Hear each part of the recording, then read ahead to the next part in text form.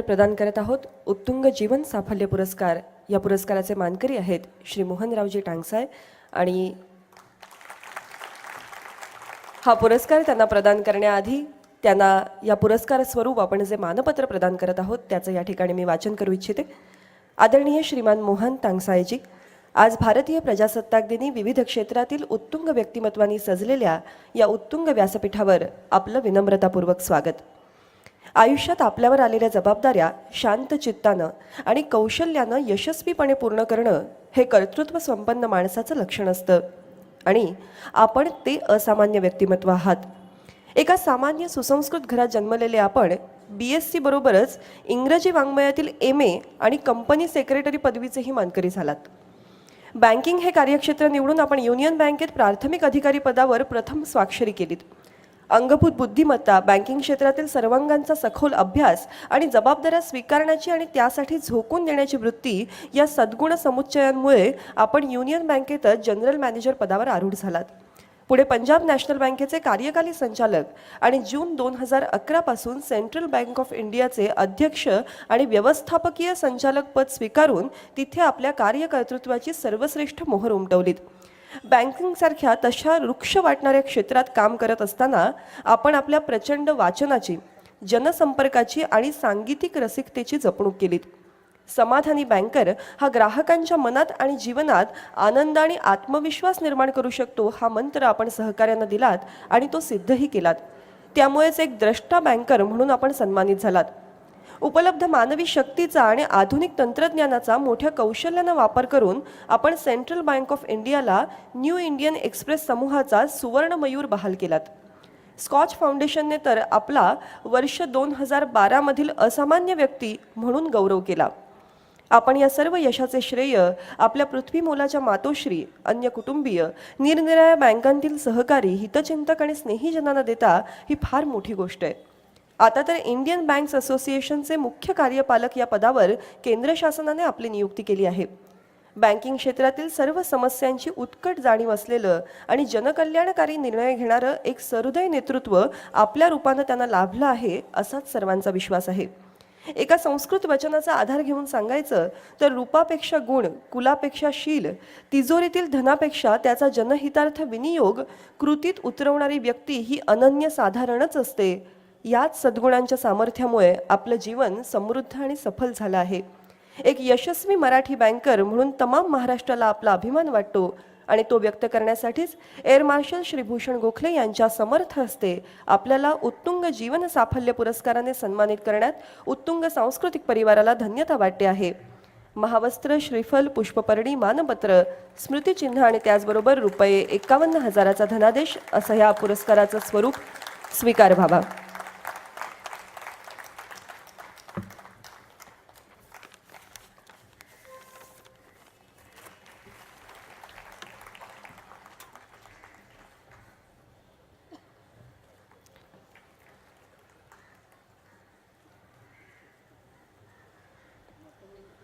अभिनंदन। या पुढील पुरस्कार आहे श्रीकृष्ण पंडित स्मृती उत्तुंग जीवन गुणगौरव पुरस्कार आणि मानकरी आहेत माननीय श्री अच्युतजी गोडबोले। माननीय गोडबोले सरांना दिलं जाणाऱ्या या मानपत्राचं वाचन करण्यासाठी मी माधवजी खाडीलकर यांना पुन्हा इथे आमंत्रित करू इच्छिते।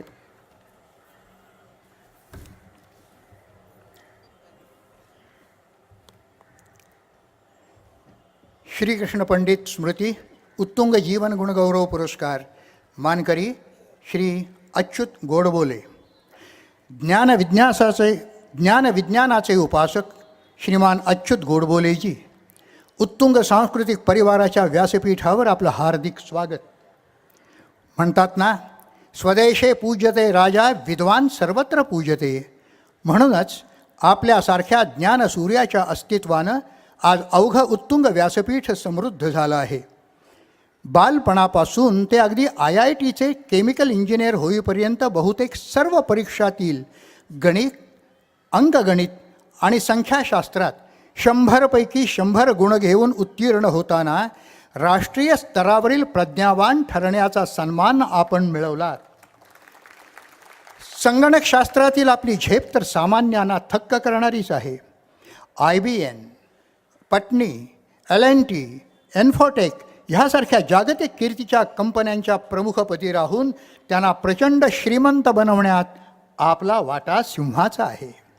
आंतरराष्ट्रीय कीर्तीच्या मॅकाग्रो हिल प्रकाशन संस्थेकडून माहिती तंत्रज्ञान विषयक आपल्या ग्रंथाचे प्रकाशन अगदी चिनी भाषेत सुद्धा झाले, ही आपल्या बुद्धिमत्तेला मिळालेली दाद म्हटली पाहिजे. मराठी भाषेतील ग्रंथलेखनाचे आपले कार्य खरोखर अचंबित करणारे आहे.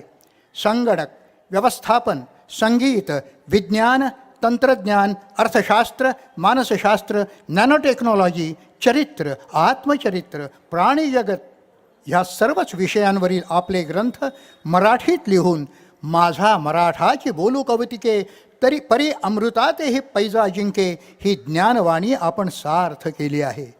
प्रत्येक ग्रंथाच्या कित्येक आवृत्त्या हा सुद्धा आपला एक विक्रमच म्हणावा लागेल. संगीतशास्त्राचा सखोल अभ्यास करून आपण नादवेध नावाचा ग्रंथ लिहिलात आणि आपली रसिकताही सिद्ध केली.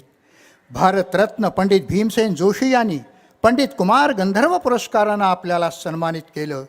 IIT नंतर काही काळ आपण भिल्ल आदिवासींवरील अन्यायाविरुद्ध चळवळ करून एक माणूस म्हणूनही आपलं कर्तव्य बजावलं. युवा साहित्य नाट्य संमेलनाचं अध्यक्षपद देखील आपण भूषवलं. कित्येक संस्थांतर्फे लाभलेल्या पुरस्काराने आपला दिवाणखाना सजला आहे. आणि आता तर आत्ममग्न मुलांच्या उद्धारासाठी शाळा काढण्याच्या शिवधनुष्याला आपण हात घातला आहे. खरोखर विचक्षण बुद्धिमत्ता, विस्मयकारी ग्रंथलेखन, विलक्षण संवेदनशीलता, विस्मित करणारी रसिकता लाभलेला अच्युत गोडबोले नावाचा एक अचाट आणि अफाट माणूस बुद्धिवानातील बुद्धिवान आणि सामान्यातील सामान्य बनून आमच्या विलेपार्ल्यातून रस्त्यावरून चालताना दिसतो, आमच्याशी थट्टा मस्करी करतो आणि समृद्ध जीवनाचा वस्तुपाठ घालून देतो. हा सामान्य माणसांचाच फार मोठा गौरव आहे. जीवेत शरदशतम. अच्युतजी आपल्या ह्या चतुरस्त्र यशस्वी जीवनशैलीचा, अनाकलनीय बुद्धिमत्तेचा, अफाट ग्रंथलेखनाचा सन्मान करण्यासाठी उत्तुंगचे प्रणेते श्रीकृष्ण पंडित स्मृती उत्तुंग जीवन गुणगौरव पुरस्कार आज प्रजासत्ताक दिनी एअर मार्शल श्री भूषण गोखले यांच्या समर्थ हस्ते आपल्याला प्रदान करण्यात उत्तुंगला अभिमान वाटतो आहे. स्वीकार व्हावा.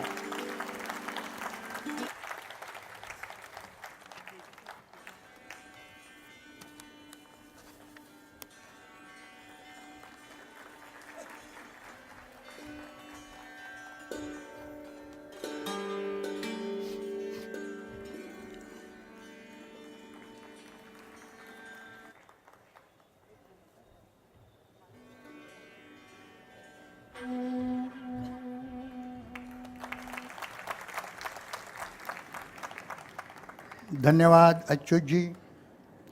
आणि यानंतर उमा महादेव स्मृती उत्तुंग सेवाव्रती भाऊबीज सादर करण्यासाठी येत आहेत समीरा.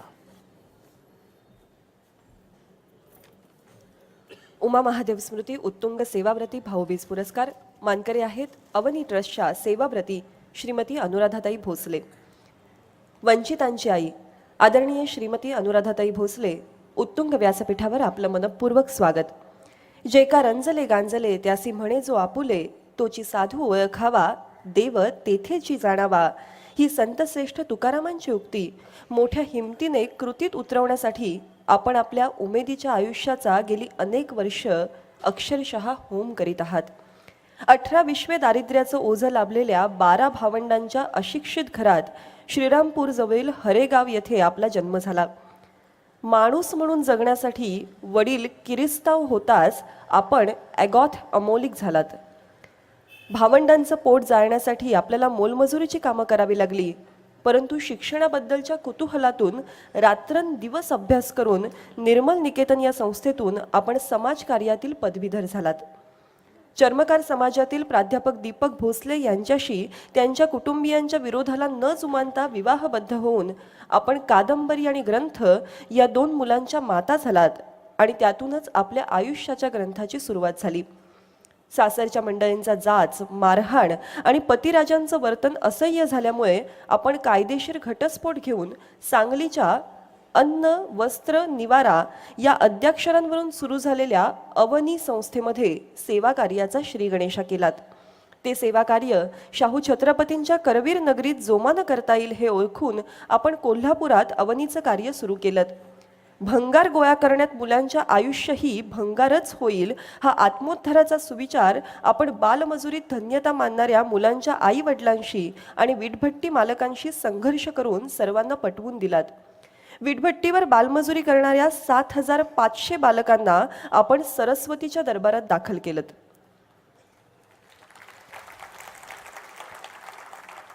विधवा, घटस्फोटिता आणि परित्यक्तांसाठी एकटी ही संस्था निर्माण करून आपण सरकार दरबारी मोर्चे काढून धरणे धरून 3,500 महिलांना त्यांचे न्याय्य हक्क आणि निवृत्ती वेतन मिळवून दिलं. वीटभट्ट्यांवरील 14 शाळांमधून बालमजुरांना शाळेत जाण्याइतपत प्राथमिक शिक्षण देऊन आपण त्यांना शाळेत घातलं.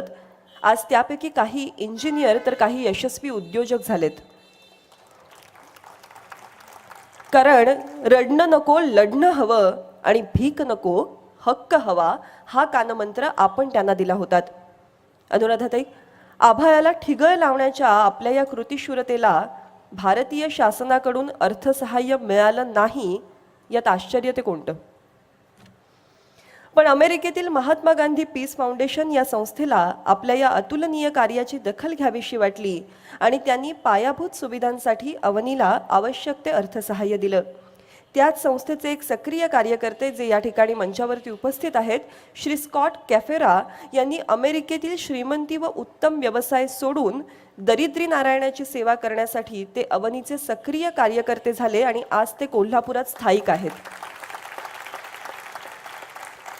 या त्यांच्या कृतीतच त्यांचा मोठेपणा आणि अनुराधाताई आपल्या कार्याचा विजय सिद्ध झाला आहे.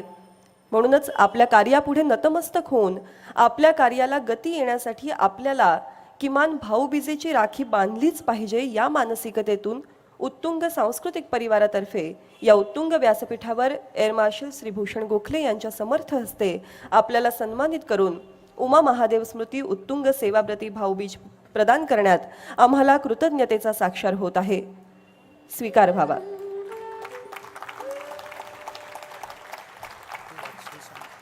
महावस्त्र, श्रीफळ, पुष्पपर्णी, मानपत्र, स्मृतिचिन्ह आणि त्याचबरोबर 25,000 रुपयाची छोटीशी भेट असं या पुरस्काराचं स्वरूप आहे.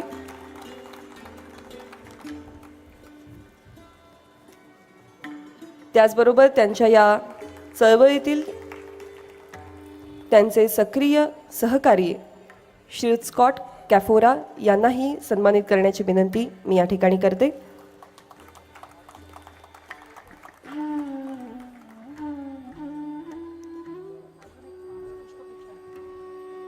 स्कॉट कॅफोरा यांना सन्मानित करण्याची विनंती मी आजचे आपले प्रमुख अतिथी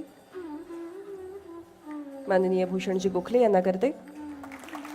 महावस्त्र आणि पुष्पपर्णी देऊन आपण त्यांच्या कार्याचा टाळ्यांच्या गजरामध्ये या ठिकाणी गौरव करूया.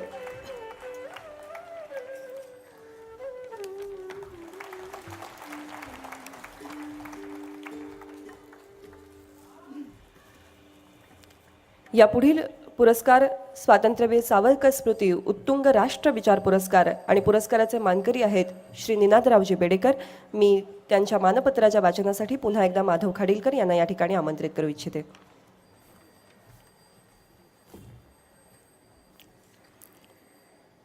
स्वातंत्र्यवीर सावरकर स्मृती उत्तुंग राष्ट्रविचार पुरस्कार मानकरी श्री निनादराव बेडेकर.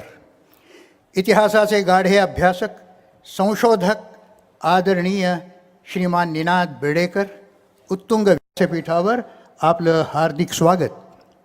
निनादजी, आपण भाग्यवान खरेच, कारण शिवरायांच्या आणि पेशव्यांच्या राजधानी पुण्यनगरीत आपलं बालपण घडलं.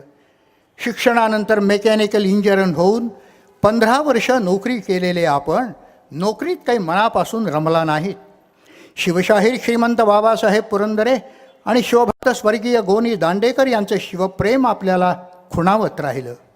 त्यांचं बोट धरून दुर्गगडांवर मनसोक्त पदभ्रमण करावं, शिवशाहीतील रक्तलांछित दगडधोंड्यांवरील धुरळा मस्तकी शेंदूर म्हणून लावावा आणि शिवाजी राजांच्या पराक्रमी वीरांचे पवाडे गात गात भ्रमंती करावी असं आपल्या मनानं घेतलं. शूर मर्दांचा पवाडा शूर मर्दानं गावा म्हणतात ते आपल्या व्यक्तिमत्वानं सिद्ध केलं. नोकरीचा त्याग करून आपण कविराय शिवभूषणाच्या मार्गावरून तेजस्वी शिवचरित्राचा वेध घेण्यासाठी अनेक भाषातून प्रचंड ग्रंथवाचन आणि मनन केलं. दुर्ग खोऱ्यातून दुर्गभ्रमण केलं. आपले वक्तृत्व अत्यंत तेजस्वी, नेमकं सांगण्यात हातखंडा. हिंदुस्थानातील बहुतेक शहरातच नव्हे तर खेड्यातही आणि साता समुद्रापार पोहोचून तेथील तरुणांना आपल्या रसाळ वाणीनं ते शिवचरित्र आपण विशद केलं. श्रेष्ठ दर्जाच्या प्रतिभासंपन्न चित्रकाराचा हात परमेश्वरानं आपल्याला उपजतच बहाल केला ही गोष्ट बऱ्याच रसिकांना माहीत नसावी. दुर्गभ्रमण करीत असताना शेकडो सुंदर सुंदर निसर्ग चित्रे आपण स्वांत सुखाय चितारली आहेत. दुर्गवैभव, खांदेरी, शर्थीचे शिलेदार, दुर्गकथा असे कित्येक सुवर्णकळा लाभलेले ग्रंथ लिहून आपण आपला अभ्यास चिरस्थायी केला आहे. जगातील कोणत्याही नागरिकाला जाज्वल्य राष्ट्राभिमान असलाच पाहिजे आणि हिंदुस्थानातील नागरिकांना त्या राष्ट्राभिमानाची प्रेरणा शिवचरित्रापासून मिळते हे तत्त्व स्वातंत्र्यवीर सावरकरांप्रमाणेच आपणही जाणलं. स्वातंत्र्यवीर सावरकरांनी 1857चे स्वातंत्र्य समर आणि 6 सोनेरी पाने हे ऐतिहासिक दस्तऐवज निर्माण करून अपूर्व इतिहास लिहिला होता. त्याचप्रमाणे शिवरायांचे 8वावे रूप, शिवरायाचा 8वावा प्रताप, शिवरायाचा 8वावा साक्षेप भूमंडळी या समर्थ वचनांना अंगीकारून शिवाजी महाराजांबरोबरच मराठे शाहीतील कित्येक अनामिक पराक्रमी राष्ट्रपुरुषांच्या पराक्रमाचं दर्शन आपल्या अनेक ग्रंथरचनांमधून आपण घडवलं. खरोखर आपण डोंगरा एवढं राष्ट्रकार्य केलं हे निर्विवाद. आपल्या कार्याबद्दल आदर व्यक्त करण्यासाठी शासकीय, निमशासकीय आणि अनेक सांस्कृतिक संस्थांनी वेळोवेळी आपला गौरव केला आहे. तथापि अंधारात असलेल्या अनेक ऐतिहासिक घटनांवर ग्रंथरूपानं प्रकाश टाकायची आपली इच्छा आहे. त्यासाठी आपल्याला उदंड दीर्घायुष्य लाभो ही प्रार्थना करून आपल्या मौल्यवान कार्याबद्दल कृतज्ञता व्यक्त करण्यासाठी उत्तुंग सांस्कृतिक परिवारातर्फे आपल्याला स्वातंत्र्यवीर सावरकर स्मृती उत्तुंग राष्ट्रविचार पुरस्काराने एअर मार्शल श्री भूषण गोखले यांच्या समर्थ हस्ते भारतीय प्रजासत्ताक दिनी सन्मान करण्यात येत आहे. स्वीकार व्हावा. महावस्त्र, श्रीफल, पुष्पपर्णी, मानपत्र, स्मृतिचिन्ह आणि ₹25,000 धनादेश.